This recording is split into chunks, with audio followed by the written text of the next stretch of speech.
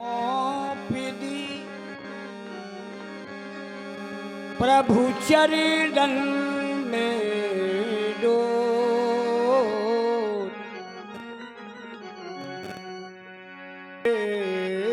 बिहारी आए हैं हम शरणों में, शुबिनती सुनो हमारी। बोलो सच्चिदानंद भगवान की।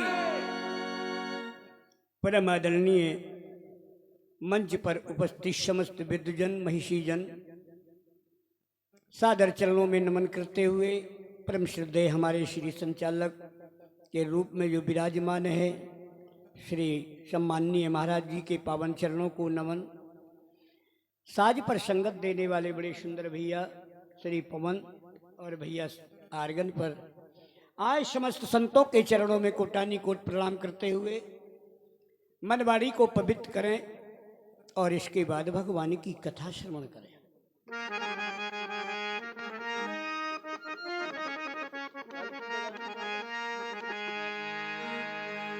अपनी बाड़ी बाणी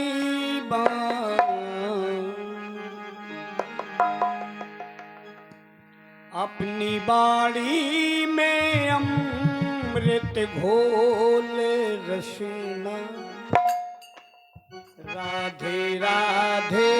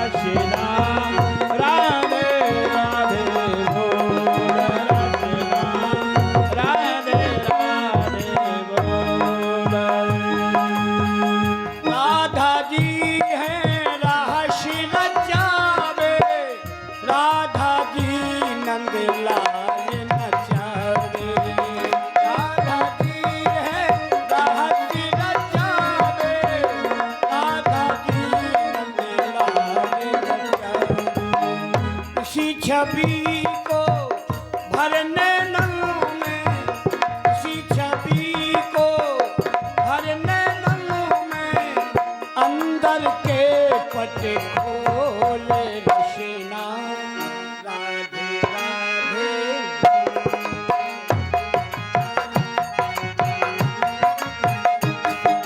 रचना, राधे राधे बोल रचना,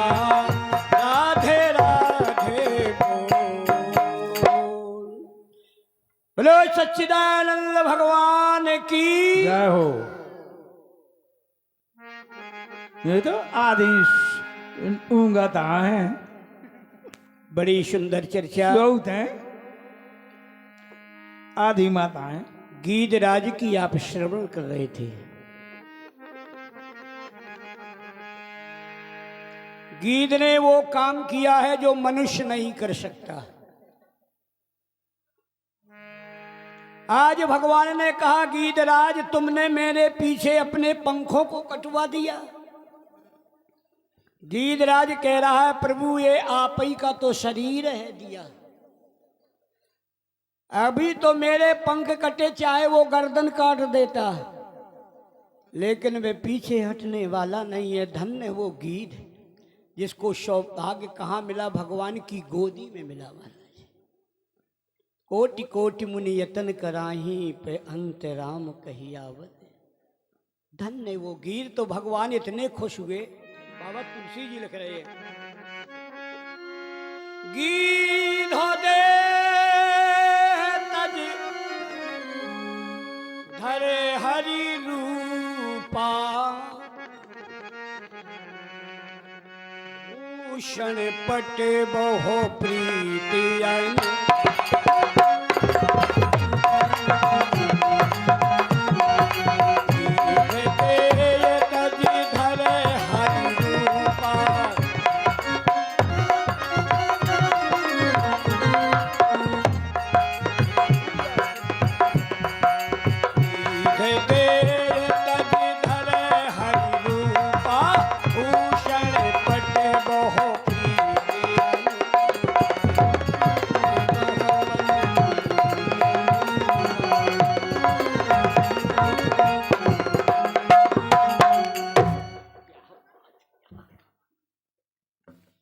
गीध देह तज धर हरि।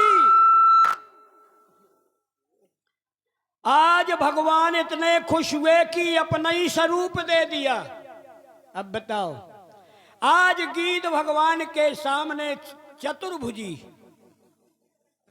रूप में भगवान के समक्ष खड़ा है और भगवान का दिव्य दर्शन कर रहा है। महाराज ये काहे का फल है? भगवान कहते हैं तुमने अपने ही कर्मों से मुझे प्राप्त किया है, पर हित सरस धर्म नहीं भाई और पर पीड़ा नहीं। तुमने जो परोपकार किया है उसका बदले में तुम महाराज आज ये सौभाग्य तुम्हें प्राप्त हो रहा है जो हमारे पिता को नहीं हुआ। अबिरल भक्ति मांगो बर गीध गयो हरि धाम, ताकि क्रिया यथोचित निज कर कीनी। भगवान श्री राम ने अपने पिता दशरथ का दाह संस्कार नहीं कर पाया, लेकिन धन्य है वो गीध आज भगवान अपने कर कमलों के द्वारा और गीध का दाह संस्कार किया। बताओ यह परोपकार का महाराज फल। जैसे एक गांव में एक बड़ा गुस्सेल हतो, गुस्सा आवे सो तो तई को लड़ा घाटी में मारत। तू महाराज तो गुस्सेल है तो एक आदमी गांव में, तो महाराज गुस्सा करत करत उन्हें 60 आदमी काट डाले, 60 मार डाले। एक दिन बढ़िया सत्संग हो रहा था संतों का, तो महाराज वो वहीं से निकल पड़ा। चौपाई चल रही थी महाराज, जो जस करे सो तस फल चाखा, देखो जैसो करत सो भोगत। अब उन्हें सोचो महू 60 देर काटो जे हम हो लगत। अब काय उधर जब चौपाई कहा थी बोले संत जी के पास गो, बोले महाराज हमने गुस्सा में 60 काट डाले, अब हमें कौन ऐसा उपाय बताओ कि मोक्ष हो जाए। संत कहा तेरे हत्यारे भग जा सामने से, नाश हो जाए, इतनी काट डाली। बोले संत जी ने भगा दिया, दूसरे कहते गए सो उन्हें भगा दो, तीसरे संत कहते गए वो उन्हें भगा दो। बोले हत्यार हो आ जाओ तो 60 मार के आओ। चौथे संत क्या गया, 4 संतों ने भगा दिया। अब 5वें संत के पास पहुंचा। अब मन में सोचते अगर यो बाबा ना बता था जैसी 60 जैसी 61 है। अब गुस्सा गो अब कि कोई बताते ही नहीं में हो पाए। पहुंचो संत जी के पास। संत जी बैठे थे, प्रणाम किया। बोले बताओ चेला कैसे आए? बोले महाराज हमने 60 काट डाली। हम आपको उपाय बताओ कि तरन तारण हो जाए। बाबा सोचते जब यो 60 काट आओ तो मोह काटत में कितनी देर आ लगे, बता देखें कोई उपाय। बाबा जी के पास करिया झंडा तू। बोले ला बेटा यो ले जा। और सब नदियन में सपरा लिया, सबरे तीरथ करा लिया। जब सफेद हो जाए तो जान ले कि मैं पाप से मुक्त हो गो। लो झंडा, सबरी नदियां नरवा पड़वा रहे सब सपराऊ फिर 2-3 सालें लग गई महाराज, लेकिन वो झंडा सफेद ही नहीं भाव। अब लग आई गुस्सा की 2-3 सालें बाबा ने बर्बाद कर दी। अब जाके बाबा ही के देखो मैं। जंगल की रास्ता से आ रहा था महाराज, तो कसाई 10 कसाई गाय को बांध करके खींच रहे थे। उन्हें गाय को काट करके मांस खाना था गाय का। यो भैया वही वे न कर परो, इसने जैसे ही देखो छोड़ो गैया के। बोले भैया ते का करे? हम 10 जने ते अकेलो। बोले मैं 10 जन खिलाने अकेलो ही बहुत हो, छोड़ दो। बोले हम नहीं छोड़ेंगे। महाराज ने कहा वही कुल्हरा और महाराज 10 गंड के फेंक दे। हो गए 70। और अपने हाथ से गैया को छोड़ दिया, परोपकार कर दिया, गाय की जान बचा दी। गाय ने आशीर्वाद दिया कि तूने मेरी लाज बचाई है, मेरी जान बचाई है, जा तेरा झंडा सफेद हो जा। हमारा झंडा सफेद।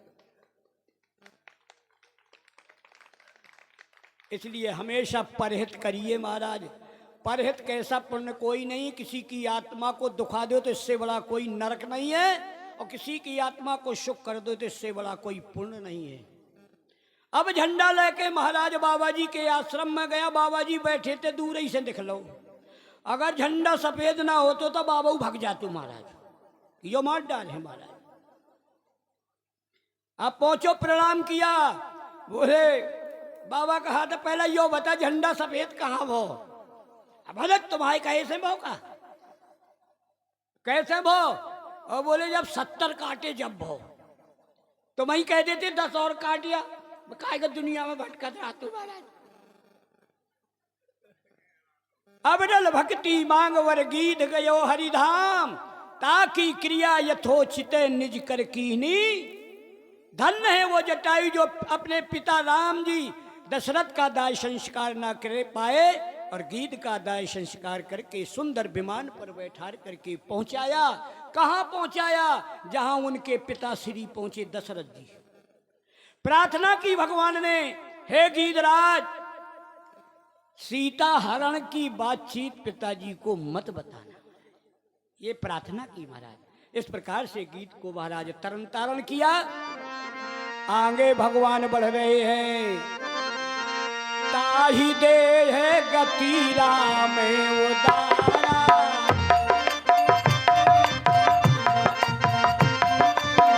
ताही दे गति राम उदारा,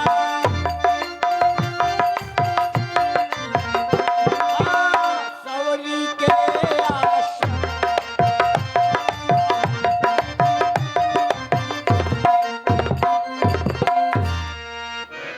ताही दे है गति अरे राम उदारा, शौरी के आश्रम पगधारा।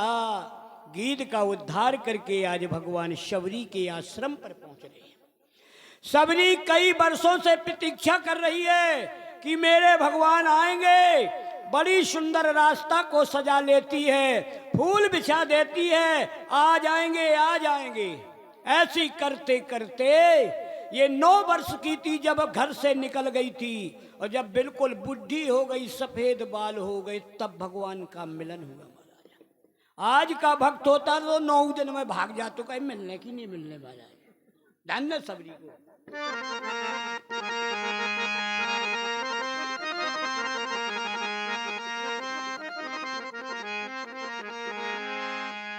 मेरी झोपड़ी के आज भाग खोले जाएंगे राम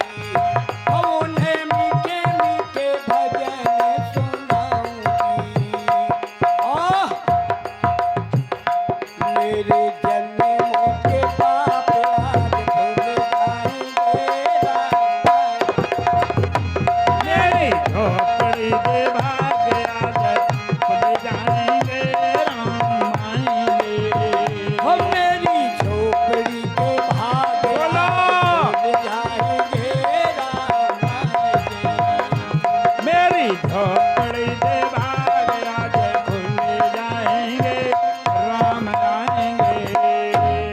शबरी प्रतीक्षा कर रही है, रास्ता में फूल बिछा देती है और सारे कंकड़ों को साफ कर देती है कि आ जाएंगे आ जाएंगे आ जाएंगे। समय आ गया भगवान के आने का। श्याम गौर सुंदर दो भाई सवेरी पड़ी चरण लिपटा। सांवले रंग और गोरे रंग के दो राजकुमार आते हैं। शबरी ने कैसे पहचान लिया कि यही भगवान है महाराज जी? शबरी के पहचानने का कारण एक है कि शबरी को मतंग ऋषि के द्वारा तत्व ज्ञान प्राप्त हो गया है। तत्व ज्ञान का मतलब होता है अंदर का ज्ञान, अंदर की चीजों को जान जाना। अंदर वो क्या देखती थी? बाबा तुलसी उत्तरकांड में लिख रहे हैं, परम प्रकाश रूप दिन राती। अंदर बहुत बड़ा प्रकाश है। वो अपनी क्रिया के द्वारा जो मतंग ऋषि ने ज्ञान दिया है उसके द्वारा अंदर प्रवेश करती है और उस प्रकाश को देखती है। और जब राम जी आ रहे हैं तो राम जी के मुखार बिंद से वही प्रकाश झलक रहा है जो अंदर देखती थी। बस मीजान लगा लिया कि यही भगवान होते हैं। साधारण मनुष्य में ये झलक नहीं होती है। चरणों में गिर गई और महाराज बार बार भगवान के चरणों को देख रही है, बार बार भगवान के मुखार बिंद को देख रही है। भगवान कहते हैं भावनी उठो, लेकिन शबरी का मन उठने का नहीं हो रहा है।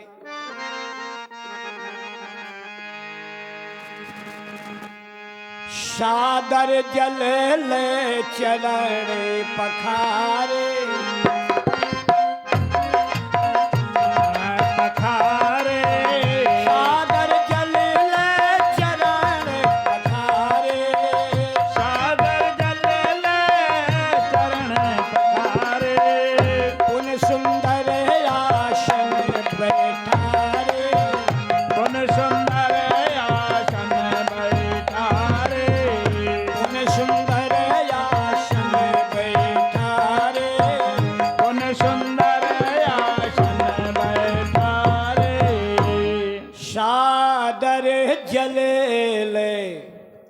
चरण पखारे पुन सुंदर आसन शन बैठारे। भगवान के चरण कमलों को धो करके महाराज और सबरी ने विराजमान कर दिया और हाथ जोड़ करके खड़ी हो गई। महाराज कही विधि असी तुति कराओ तुम्हारी, अधमो जाति में मैं जड़े मत भारी। हे भगवान, मैं अछूती जाति की हूं भिलनी, मेरी छाया पड़ने से लोग स्नान करते हैं। ना मैं पढ़ी लिखी हूं, अर्चना वंदना करना नहीं जानती हूं। भगवान मुस्कुराने लगे, सबरी मेरे यहां जाति पाति का कोई नाता नहीं है, जिसने मुझे भजा है मैं उसका हो जाता हूं। जात पात पूछे ही ना कोई, और हरि को भजे सो हरि का होई। कोई जात पात से मतलब नहीं है। शौरी तू तो बड़ी भाग्यशालिन है। अरे तेरा जीवन संतों के समुदाय में बीता हुआ है, जो संतों की अमृतमयी वाणी को पान किया, सतगुरु की कृपा होकर के उस ज्ञान को प्राप्त किया। सबरी तेरे अंदर नौधा भक्ति वास कर रही है।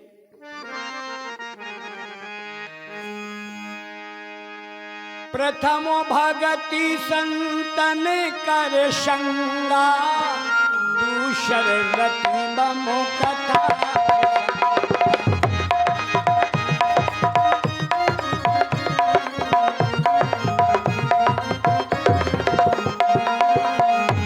भगति संतन कर संगा, दूसर रति ममो कथा।